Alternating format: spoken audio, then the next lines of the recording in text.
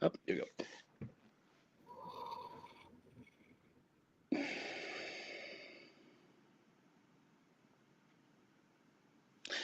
Hey there, welcome back to Dynamic Duo. My name is Chase and this is Annie. We have Joyce Cioci joining us live today. Hope everybody's been doing well. Annie.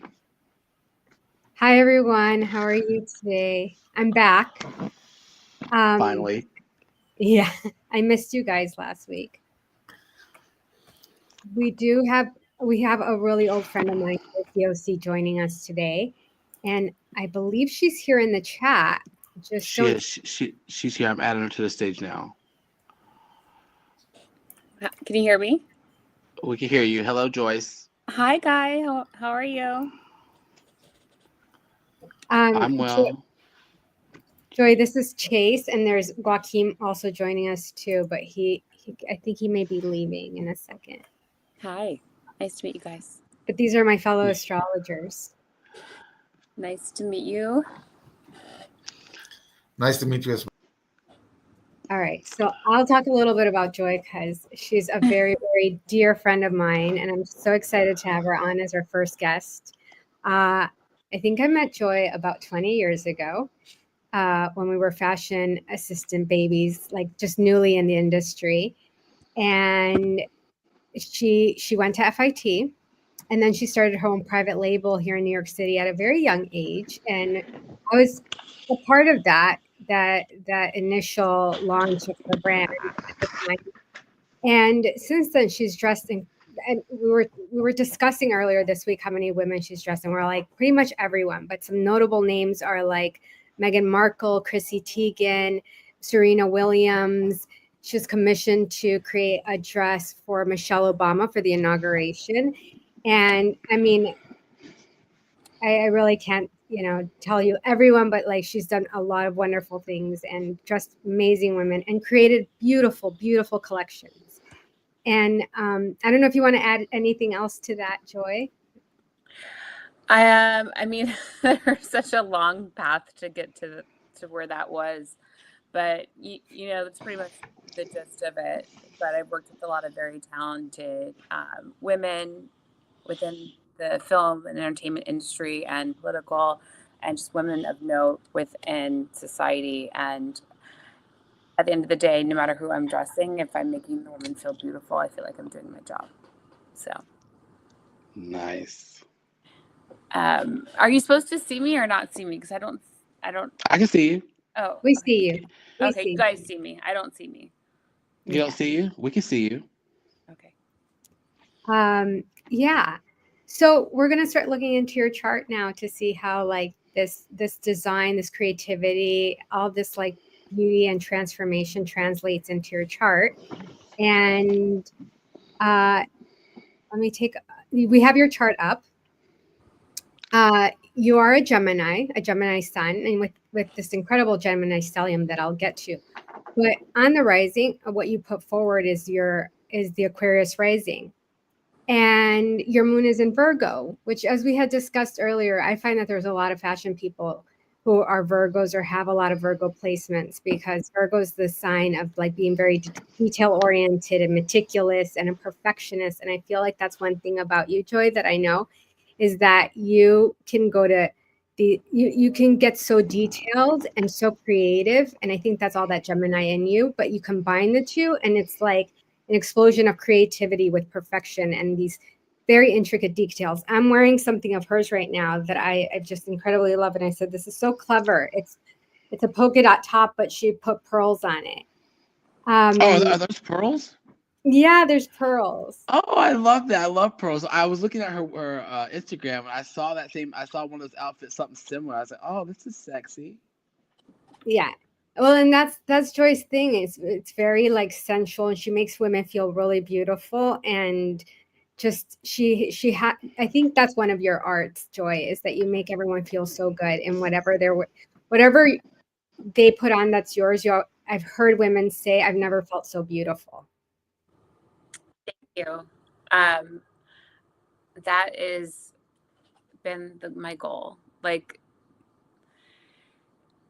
being that person to change a feeling for someone. Like clothes are pretty special, and if someone doesn't have that ability to like kind of wear like an armor or something like to give them that strength, to do like to go to an event. Like some of us are very social people and some of us aren't, and sometimes we need like that extra boost of confidence or strength of something, and sometimes apparel can do that for an individual.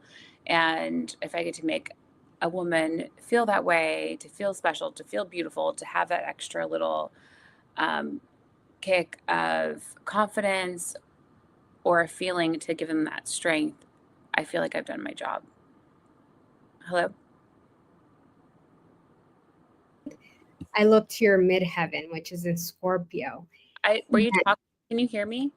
I can hear you. Oh, Yeah. no, I didn't hear you guys. Okay, that's just being really weird. Like No. you guys disappear and it's gone and. Oh, we're here. We're here. I think it's just the StreamYard and how it works. So I think one of the things you talked about right now is like women's strength. And I see that Scorpio midheaven. And at the midheaven, if I look at your chart, it's ruled by Pluto and by Mars, Mars being the traditional ruler. And Mars is in Scorpio as well. So it's the Scorpio sign is all about that. It's about strength and power and empowerment really, and transformation. So I think this is something that's very much to your designs and how you are making other people feel. Your Aquarius rising, on the other hand, is like you're creating a vision for the collective. It's innovative, visionary, very original, and you're pushing a culture forward, which I think is just an important aspect of your work and why you're doing such incredible, beautiful things for women and how they feel. Which is very cool, by the way. I always tell Annie, if I'm having a bad day, if I get dressed up, I feel so much better. Like all the things I think about bad goes away. I'm feeling better now.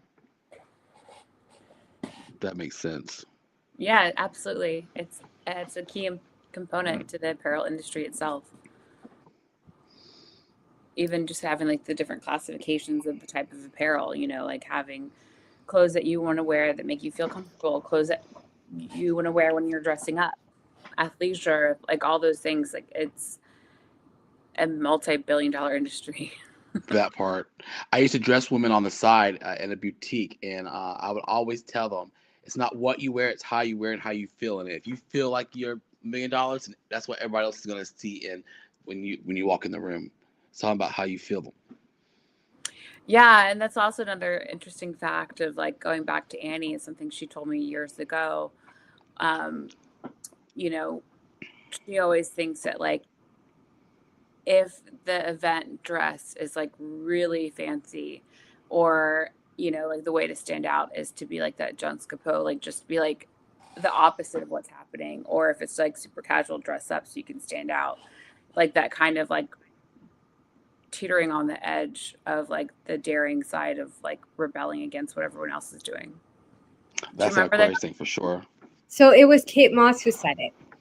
Kate Moss said, who's a total style icon, and Kate Moss said, if everyone in the room is dressed up, wear jeans, and if everyone is dressed down, go there in a gown, like you're really going to stand out. And I love how you said that about being rebellious, because it's part of that Aquarius rising. There's a little bit of a rebel, and on top of that, you have your Sun Venus conjunction, which, by the way, makes you like super charismatic and loving, and just like people are really attracted to you, is in opposition to Uranus, and Aquarius rules Uranus. So you already have this like mutual reception, like this play with each other. You're rebellious, but like on your conditions, on your standards, like you say how it goes. And I think it's really interesting how you talked about this rebellion in fashion, because it really plays into the chart here. And I love that you remembered that I talked about that Kate Moss. I don't know, it was like a style advice she gave at some point. Yeah, of course. I always remember a lot of things that you say. We've done a lot of work together. We have. And the other day you reminded me about something about when you made that collection that was like under the sea. Oh yeah. And it was inspired by your father. And I'm old. I have like total brain fart. I was like, oh my God, like you took me back to a time of like there was so much creativity and we were doing this really fun stuff. And you actually inspired another brand. You created like a whole other like an inspiration, and they used it for, like you said, for many campaigns. She took jewelry and put it on a bodice and from a jewelry brand. And Annie was doing a style pool. I don't know if you guys are so familiar with her background, but she's quite a celebrity as well. But she was doing a fitting in my at the time studio, and she had all this amazing, which I loved because she brought such an amazing creativity to the space with other pieces that she was working with, and she had this brand, their full like collection, and it was just like everything was out on the table. And as a creative, like you look at things differently, and you get inspired by things that are around you. And I just saw all these like major chunky like jewelry pieces, and I just saw it almost as like a material to create like an apparel garment with. So I just started taking all these jewelry pieces and I was like pinning them onto my dress form, like creating kind of like a jeweled bodice dress. And I'm like, wouldn't this be sick? And then the designers at the time, like I also was friends with them, so I sent them a picture of this, and I guess that kind of just changed their direction of how they showed their collection and brand for several years to come. And now they actually have like a clothing brand themselves beyond just jewelry. But creativity That's nice. inspires creativity. It's how you collaborate, and I think that's something really beautiful to mention about like artists collaborating and inspiring each other and supporting each other. People talk about the fashion industry like being this like cutthroat competitive place, but actually, I mean, that of course that exists, but I think you meet some really wonderful people, and like there's amazing collaborations that take place. I think that like growing up in the fashion industry, there's definitely a lot of people that are trying to find purpose and purchase within the industry, and that creates this sort of like cutthroat mentality and or um, just people out there that are just kind of rude. It's just not like the most welcoming industry itself. Like I was very fortunate with a lot of people that I've worked with.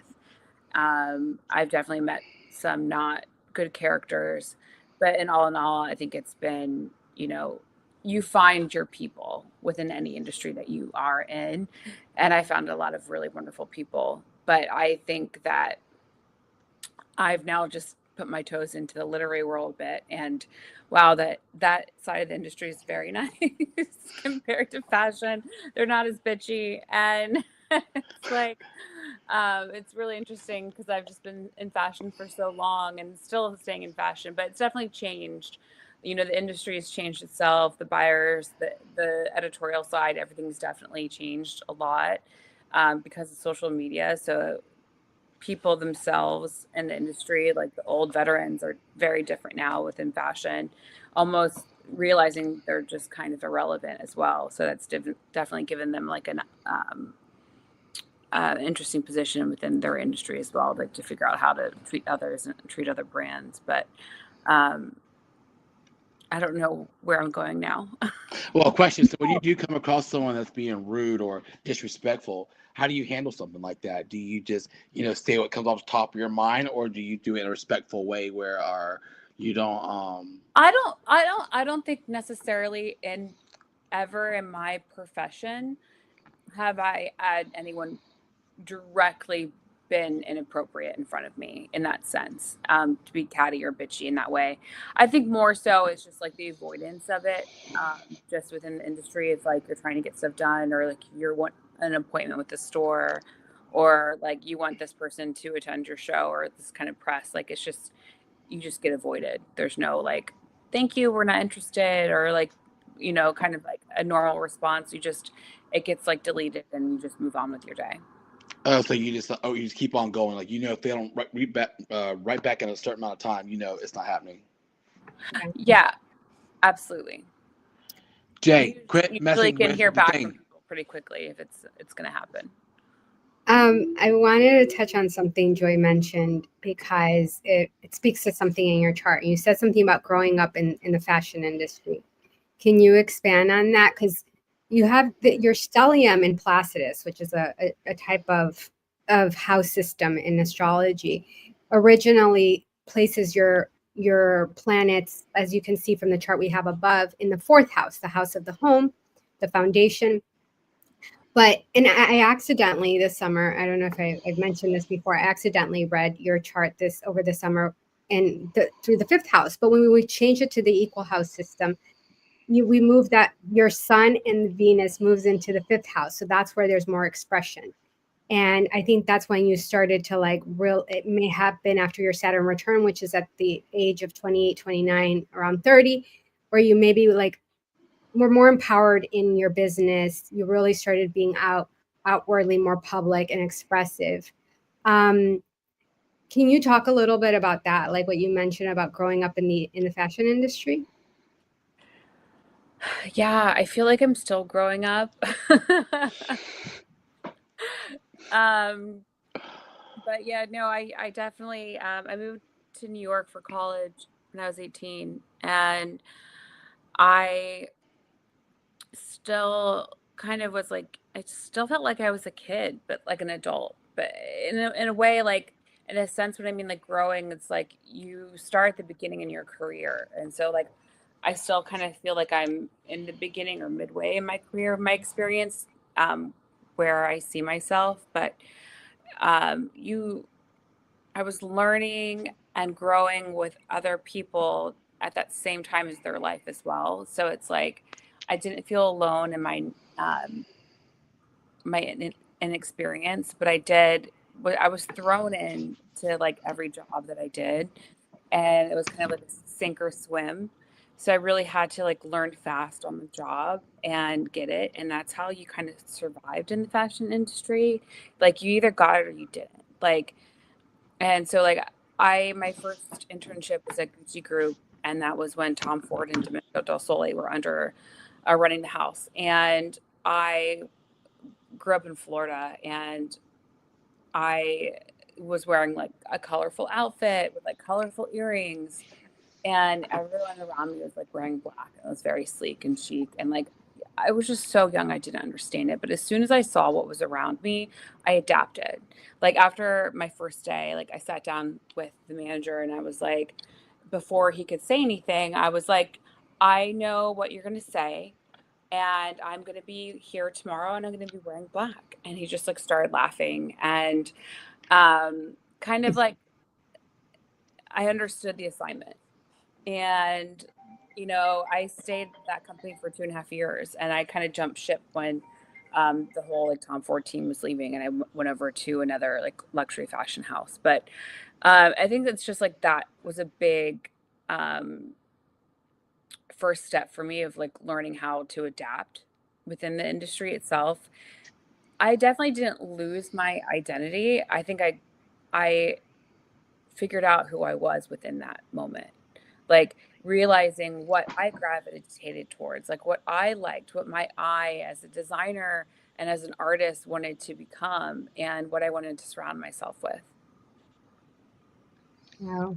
So, like growing up in the industry, it's like you kind of, and when I say that, like I was like learning who I was with being within the industry, like just getting that experience firsthand, and it helps cultivate who I am as a designer and an artist. Now that you have that experience, do you feel like you need to adapt to what everybody else is doing in the process, or do you do your own thing? The only adaptation that I feel like I need to do is within like technology and society itself that's growing is like in the business sense of it. At the end of the day, like I am a businesswoman and an entrepreneur, and I have to make sure that I'm doing the right steps and growth that I need to as a business and what's happening. You have a lot of beautiful tools because of technology now at your fingertips and being able to reach people all around the world.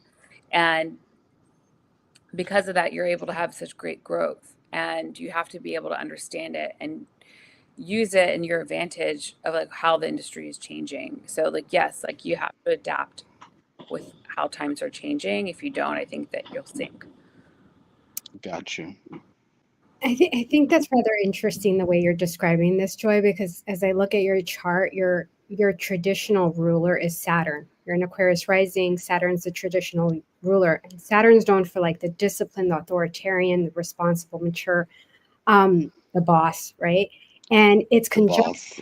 the boss, which she The is. boss. She's a mastermind. And it's conjunct Mars. So this makes Mars in Scorpio as well, which is your other like your midheaven ruler. And this is like where you combine this, and it's like you're one with your work. You're definitely like you're embodying everything you're practicing, everything that you just mentioned. It's like it's something I was talking about earlier about integrity, being honoring and saying who you are, but also being that person who you truly are. And this is you. This is in your chart right now that I can see. So she leads by example. She leads by example. Yeah, I love that.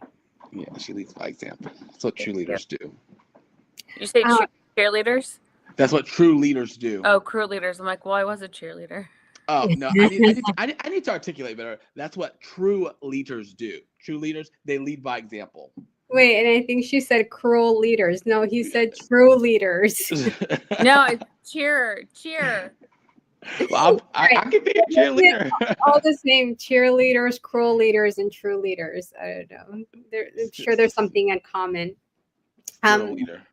I think there's another part that I want to get to about Joy that I see very much stand out in her chart. And she's got this incredible Gemini stellium. It includes her sun, her Venus, her North Node in Chiron, which we will get to that because I think this is a very fascinating part about her chart. But she also has Mercury at 29 degrees Taurus. So there's this combination of like from a curiosity and communication towards like also craftsmanship, right? Taurus is everything that's tangible, it's tactile, like you like fabrics, you like things that are like beautiful aesthetics. So it combines it all because it's all very like closely related in the chart. So you're essentially a storyteller. And I think you're doing storytelling with your clothing right now. But there is another part of you that I really love, and I like to nerd out with you on this. And I don't know if you would like to speak to your other love and the other thing that really also speaks to your soul, which is the fantasy sci-fi. Oh yeah. So I've always been a big, ever since I was like a little girl, I was really in my own little world. That's kind of like what my family would say. They're just like, oh, she's in her own little world. I would take a headband and I'd break it in half and like I'd make up characters in my head. And it's kind of like always, always gravitated towards the fantasy, the sci-fi, the romance, anything that was like weird in that sense or fairy tale. I was like into it. My cousin would make me tell her stories so she could fall asleep. My sister and I would tell each other stories when we were little girls to go to sleep. So it's kind of always like groomed in a way to become a storyteller without my knowledge. And I've always had ideas for stories, but never kind of like took it to heart. And then I would always have like a notes file. And I had this like one idea for several years. And then earlier this year, I kind of really took it seriously and I started writing. I want to say pen to paper, but it was mainly like I was typing on my notes file in my phone. So yeah, now I'm actually writing a sci-fi fantasy romance novel. It's right now I have it as 4 books and it's kind of built out and it's been challenging teaching myself how to become a writer, and I've really enjoyed the process. I find it extremely rewarding, and I'm really excited for the journey that it's going to take me on in my life. And, going back to astrology and looking at my chart, I'm like, so what does it tell me? Annie?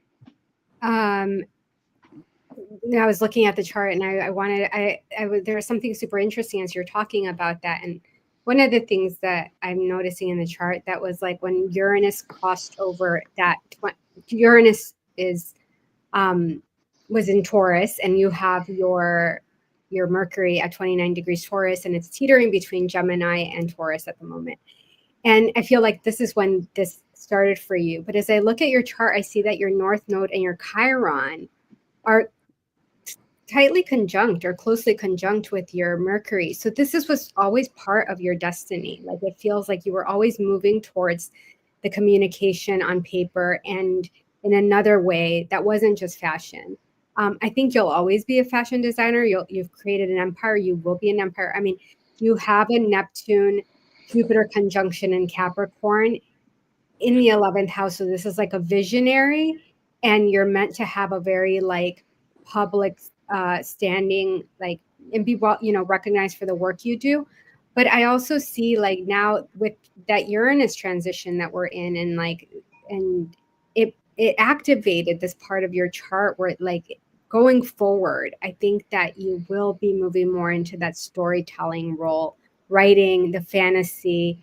I mean, this was just a given from your chart. I mean, and I get really excited about it because remember we were talking the other day and I was like, have you thought about teaching?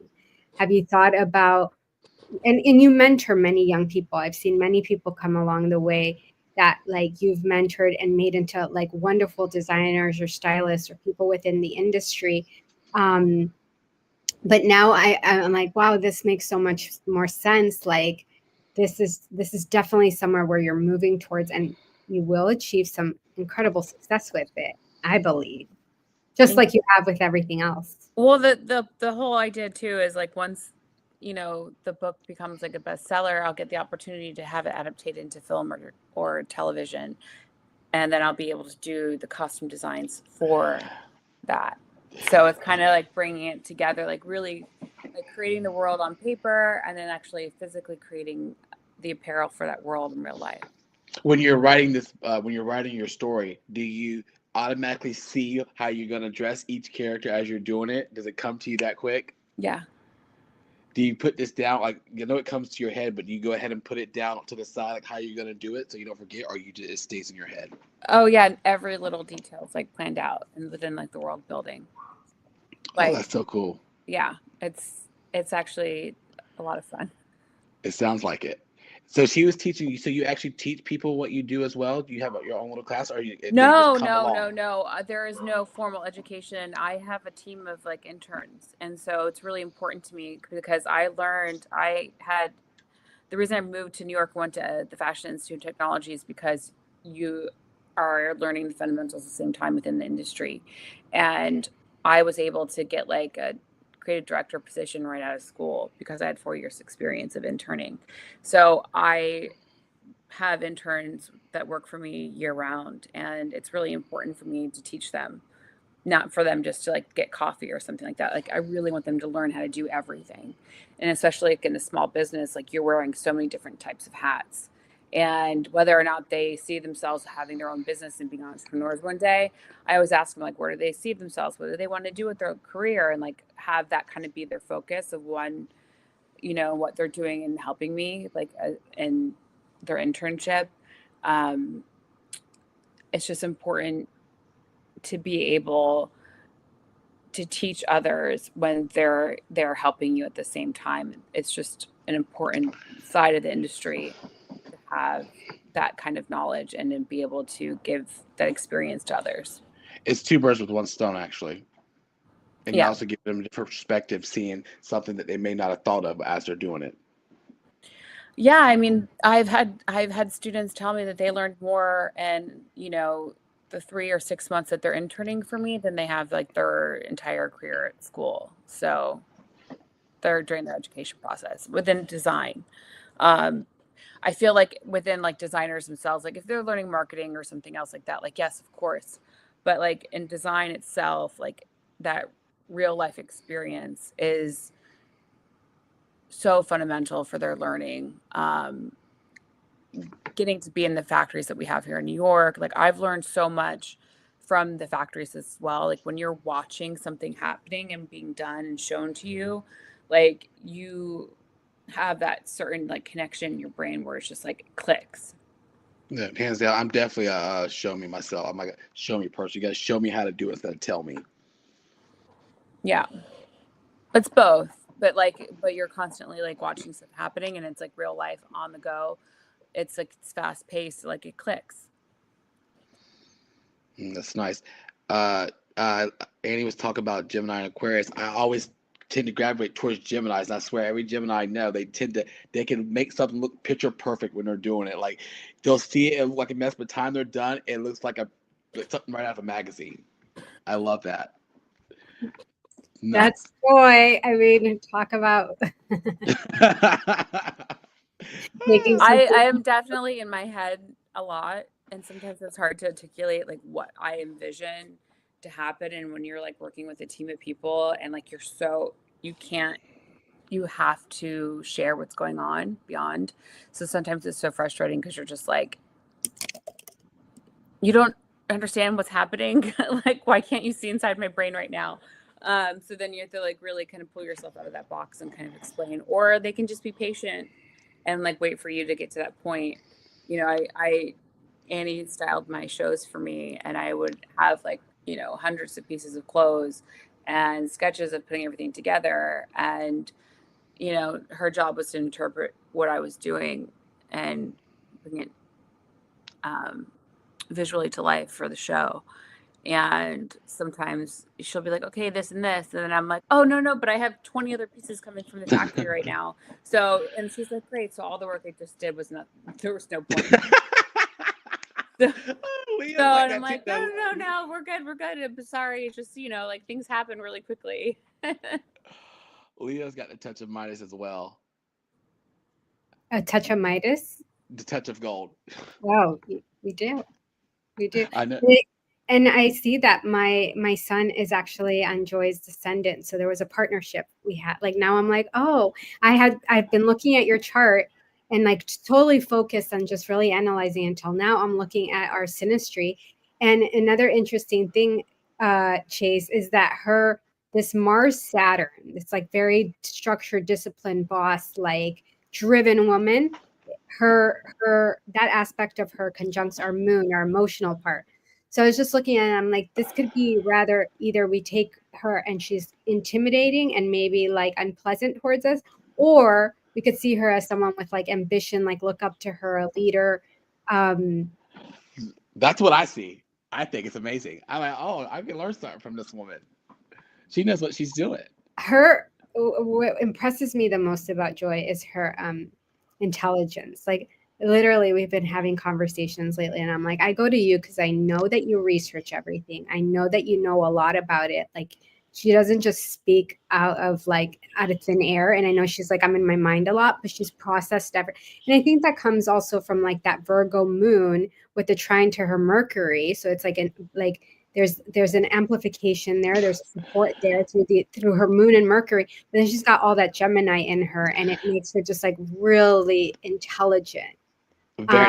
Both sides are very intelligent. Both sides overthink a lot too, but that overthink is actually to their power for the times 100 for the best. Because not only they're overthinking, but they're thinking of everything that could go wrong and everything can go right at the same time, and they make it right somehow, some way after they get out of their head. But they make it happen. I've also seen, like I said, I've seen her thought process, and there are some things, and I'm not going to mention because it's in the work, like something she's working on right now. And I'm like, how does she even keep it together? There's this board that I'm seeing, and I'm like, and it's got all the process of it, and I'm like, how do you keep this all together? I mean, also like collections and like creating collections, dressing women, you're styling women as well. And men, she's people in general. Right now, she's taken this to another level. And then you also are working on these other projects, these almost different worlds, completely different worlds. Maybe my Gemini, the duality is that I'm able to juggle all these different. Well, yes, the Gemini, you're able to multitask, which I think because if they don't, they get bored very easily. You have to keep a Gemini's attention because if you don't, they're on to the next. Like it doesn't. You got to keep them going, keep them coming. Am I That wrong? is very true. I can't sit still. I mean, like that was kind of the, weird. Like I got into a car accident in Miami in an Uber on New Year's Day, and it kind of put me on my back. and I've been healing through that. But I had to sit still and like lay down, and I'm like, I can't like not like, I'm used to like go, go, go, go, like get stuff done. Like I'm working 24/7. Like I can't sit still. Like I I love what I do. So like working for me isn't so taxing. And like if I'm creating like a beautiful garment, like I'm I'm happy working till like X amount of time at night on that project. Um and when I had to like lay down and like because my back is bad, I'm like, what am I gonna do? And that's kind of what forced me to write, because I was like my brain couldn't sit still. So that was, I'm like, what can I do while I'm laying down? I'm like, I can write. And that's kind of how this like whole world building like really pushed me to like make that come to fruition. So something I something that was like bad that happened to me maybe became the birth of something like really exciting for my life to come. And Was I see quickly, I have to throw that in because as you talk about this accident and laying on your back, and then like that's when the book came together. I'm like, oh, that was Uranus over your Mercury, conjunct your Chiron. So it was a time of like, it was a time that you was given to you almost like an opportunity for you to explore this other part of yourself, which I think is really incredible and fascinating how like astrology can be so literal sometimes because it was the way it happened and it opened up doors for you. it happened because it was supposed to, more or Yeah. less. Everything happens. It's not by accident. It happens because it's supposed to. We don't meet people by accident. Everything we go through happens because it makes us a stronger person. It makes stuff makes us do what we're supposed to do. Because sometimes, like you said, when you're so busy, you can't just sit down and think about you want to do this. Something has to happen for you to do it. That's accurate to the T. Yeah.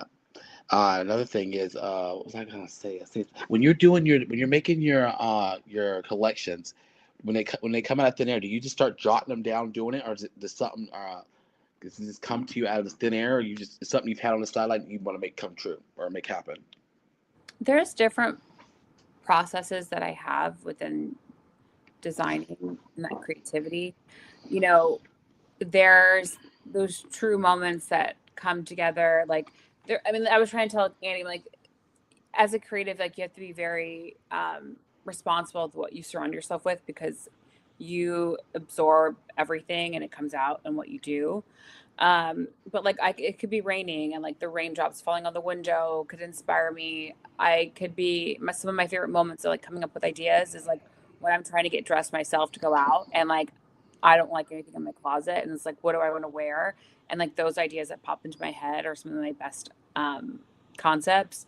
Then there's like moments where like I'm putting together a collection. I'll have a conceptual idea, I'll have trends, like there's multiple key ingredients to like creating that, and then when you have to sit down and sketch everything, like there's the pure moments of like the creative ideas, then there's the merchandising pieces, and there's like the quintessential like trend driven pieces to have the relevancy what's happening within the market and the industry. Then you have your pieces that like co-align back into to merchandising that are based on price point of what you have to fill in for the market for your average like consumer, and like and then just knowing and thinking of like who your customer and girl is and like designing for her in particular in mind. um when I say girl I mean woman. We Who, get you. We get you. You don't have to. We got you. so there's lots of different like aspects of it, but there's a lot of fun times when I'm doing like custom pieces for clients or bridal. They're giving, I'm directly designing for that customer in mind, and it's so fun just to be able to make something just geared directly towards them after having a conversation what their needs and desires are. It's an original. Hmm. That's what's best about it. No one else has it. Yeah. Annie, you're thinking about something. What does it tell us? I guess in talking about your collections, your storytelling, your writing, your interest in sci-fi and fantasy. With I'm curious to know what the end mission for you is. Like, what's like, is there what do you see ultimately? I know you mentioned the book turning into a movie, but I'd like Did she to. say that? Because I was in my head, I'm picturing a show. Did you say movie? Yeah, an adaptation for film or television. I mean, I think like in my head, like when I was a little girl, like watching Fifth Element and like Jean Paul Gaultier did the costumes for that, it's gonna be kind of hard to get that out of my head. Like I want to do a film, and like I will do a film. Not I want to. I'm gonna manifest it. Um, Yeah, talk it into existence. yeah, and if it's also a TV show, that's also great too. It's like it's just really kind of exciting just to think that I have the opportunity to create a world that also can help people escape and like find joy and happiness within. So, I mean, I want it to become a film. I'd love then to get nominated for best costume and win an Oscar and like kind of start checking on those things off my bucket list. Um, I, I Wow. I think Edith Head was always like a really interesting inspiration. I think that Colleen Atwood's really great as well within the industry. She's like a stylist and designer. Um, there's so many talented people within the film industry itself. It's a whole new world for me that I'm really not that familiar with, but I'm so eager to absorb and experience. And I think that I'm getting the cart before the horse a bit, but I'm just really enjoying the world building. It's just another way for me to express my creativity. It's baby steps to the big steps, but don't ever that one right there. Don't overthink that one because no one's gonna do it the way you do it. Remember that. Like you're gonna do it best because it's in your head already. Oh, she Right. knows that. What was that, Annie? I said, oh, she knows that. Oh, I'm just stroking the ego for her. Wrong, Leo. No, but No. and her chart speaks to it. Like she's got this incredible Neptune conjunct Jupiter in Capricorn. Like she's gonna build. She's a visionary. She's building that vision. And I know her, and I know what she's manifested. Like I said, I met her when we were like baby. We look at pictures now and we laugh because we were babies. We were like newly in the. God bless there was not social media back then. She had bangs. I feel so bad for She the had kids bangs now. with hair. No, but y'all are both so beautiful, and I'm not a yes man, but I'm. Oh no, but we were like also in fashion, and I was like, what was I thinking? Like what? You're thinking that it looks good and you're gonna rock it. That's what you were thinking. we were Personal we were style is no reflection of what my creative like work is. well it was before the Saturn return, which we talked about that, like when you after your Saturn return, which is your late 20s, and I had mentioned we shifted the chart. We used the Placidus before, which was like this was like a much more internal. You were maybe more focused on the foundation at like building your brand, and then went after the Saturn return, and we used the equal house system, which is something that is like, well, it's a different system that puts all the planets in, or all the houses at 30 degrees, and that's when it moves into the fifth house, and that's when you were more self-expressive. I think that's when you came more into your own. I really saw you develop into like really like define your style at that point too. Yeah, I mean, don't you feel like we're kind of always constantly developing our identity? Yeah. Yeah, and you've got this Pluto in Libra at 29 degrees and retro, and it's actually retrograde. So I feel like it's like revolving. We're constantly in this transformation in a sense of our style. Like it Sorry, doesn't. go ahead, Annie. No. I'm just gonna say it doesn't stay the same. I feel like it changes every 10 years. Yeah, but I'm just like also thinking like as a woman, like, oh, I love my next chapter of my style to be like, a baby. A baby. And like what that style looks like or some, you know what I mean? It's like I think that there's just so many different ways to like understand your body and like what your needs are and like how you want to dress and like what's important to you.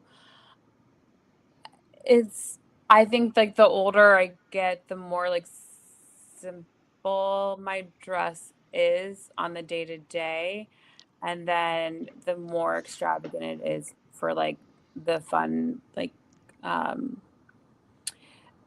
weddings or events driven like apparel.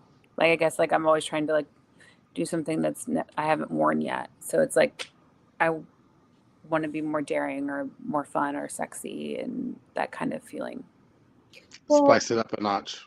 and we see that again. I'm going to mention that Scorpio midheaven, which is about the sexiness and the transformation, because it's ruled by Pluto. But also, you've got this like mutual reception between your Sun and Uranus. Like there's an opposition. Your Sun, Venus, and your Uranus are in opposition.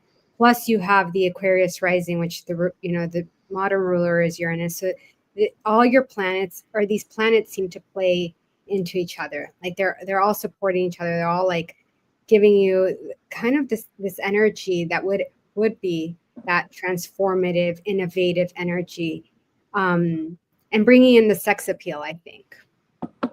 It doesn't take much for her or you. I'm scared. And that's that Mars Saturn scaring you on your moon. We're scary? No, when I say scary, it's like, oh, they're so beautiful. It's like, oh, God knows. Like, that's how pretty you are. Oh, Scary in a good way, not that's a bad very way. kind. Thank you. Most You're days I am. You're gonna turn Chase straight. That's gonna take a lot. That's gonna take a I lot. don't know. I've never done that. I feel like I've turned them gay. Honey, you are in the wrong city. Oh, there's a lot of New York. I don't know what you're talking about. Well, no, I know. It's just New York. We have a lot of that. Every different block's a different area code. If I'm sorry. dating in the city is that will be maybe a whole other episode, and Joy can come on as a guest with many other women who've had and we could talk about the transits and the astrology that. Right, but the dating in New York is like, is it really dating? I don't know I don't even know if you would call it dating. I mean, think it's just I've talking. almost wanted to take like an internal like hiatus from dating in Manhattan. I mean, it's hard out there. Right? Does it does it even last long? I don't know. I don't know. I'm 41 and still single, so.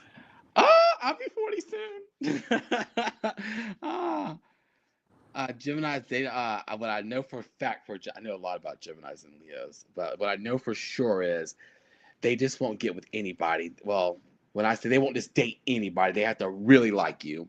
They have to know for sure the outcome in their head. Correct me if I'm wrong, but if not, they'll talk to you. They'll do whatever, because there's some freak in the sheets. There's some animals. Wow. But when it comes to dating long term, it ain't happening. You better be like, check every freaking box, because if you can't, it's not happening. It's true. I know what I'm talking about. I've had some experience. I was looking at a little bit at both of your charts, and I was combining them because you have the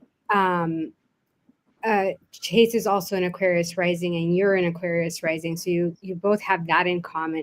But interestingly enough, on the other spectrum, Joy's Gemini stellium falls into your 7th house, and your Chiron's even conjunct, and your North Node conjunct. So there's a lot you guys would actually come together with in a sense, and like maybe even your woes and like.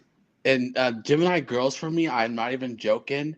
One of my best friends for over 20 years, she was a Gemini. Literally, I'm not even joking. I always get along with them. It's like if they would be just like the perfect guy, would be a match. But they're women, so what can I say? But for friendship, it's like best friends. Like it's like we can just read each other's minds, not have to say nothing. Oh, that's so sweet. Well, air signs, right? Geminis attract other Geminis though as well. Like I haven't gone through. It doesn't work out though. Oh, when it comes to dating, Gemini and Gemini. No, friends, like friends. Yeah, I've tried to date them. It don't work. I know a few Geminis have tried that, and I told them. No, we're meant to. The attraction there is like is camaraderie. It's definitely friendship. Like Yeah. I bet the attraction there would be very intellectual, right? Like you guys would probably be able to talk a lot, but then I don't know if there'd be any commitment. There would be nothing that would join you guys really at the end of the day.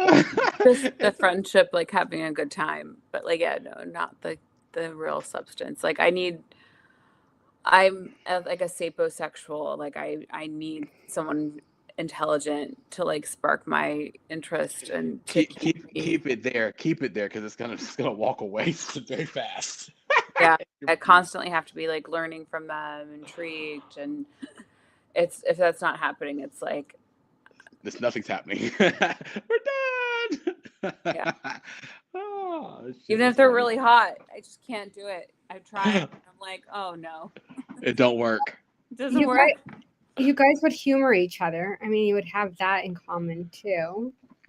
I think they say all air signs get along quite well together. Oh, for sure. They do. I think we do. We I think we get along best with our own elements. I Hmm. find that like I'm surrounded by Leos and other fire signs. When it comes to my birthday, I'm celebrating my birthday, my best friend's birthday, my other best friend's birthday. Like I have that kind of thing. And then Sagittarius. Oh, I I have. did. I dated a Leo. I liked the Leo a lot.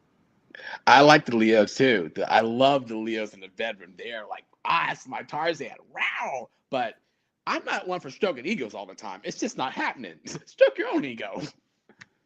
Well, the Leo actually falls on your descendant in on your seventh house, so that would make a lot of sense because someone's son would essentially be in your seventh And house. I love Leos. It's like, you know what I mean? Like we compliment each other so well. But when it comes to striking the ego, I'm like, boo, you can have all the attention you want. I'll sit in the background, do your thing. But I'm not stroking it. What's your sign? Aquarius. Aquarius. And I think my Sag is my moon, my rising Sag, and my moon is Scorpio. But when it comes to, I love my air signs. Like I get along with Geminis quite well, and Libras, and I love my Leo women. But the guys, this doesn't work. I try. What do you think the best sign is for me to be dating? Gemini's, Aquarius. A Gemini Oh, and Aquarius. I've done the research on it. They say it's almost like 98%. But you have to get one that's on your mental level. Because if you don't get one that's on your mental level, it's not going to work out. Because 9 out of 10, like I always say, daddy daycare is closed. I don't have time to train nobody. So I don't want to.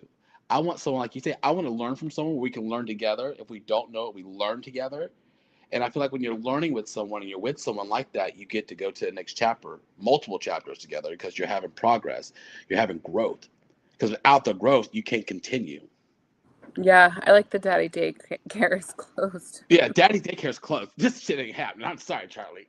Now I'm all about us building an empire together. I'm not trying to raise no babies or, how do I say this properly? I'm not Yeah, trying to, you said it. yeah, Well, no, I don't want them to tear the damn empire down. so something I would say to someone when people always ask me this, like especially with sun signs, they're like, "Oh, is that sun sign good for me?" I'm like, "Well, you got to look at the whole chart, really." Right. So I would focus on the whole chart. But I did listen to this podcast recently about the guy who's doing like astrology matchmaking on one of those shows, like Love Is Blind or one of those. Like they're actually pairing them by astrology. So he did mention he's like, I have to be really quick and I have to be fast. And he had four things. And I remember one of them he talked about, well, he obviously talked about elements being like, like other of the same elements, which we already touched on.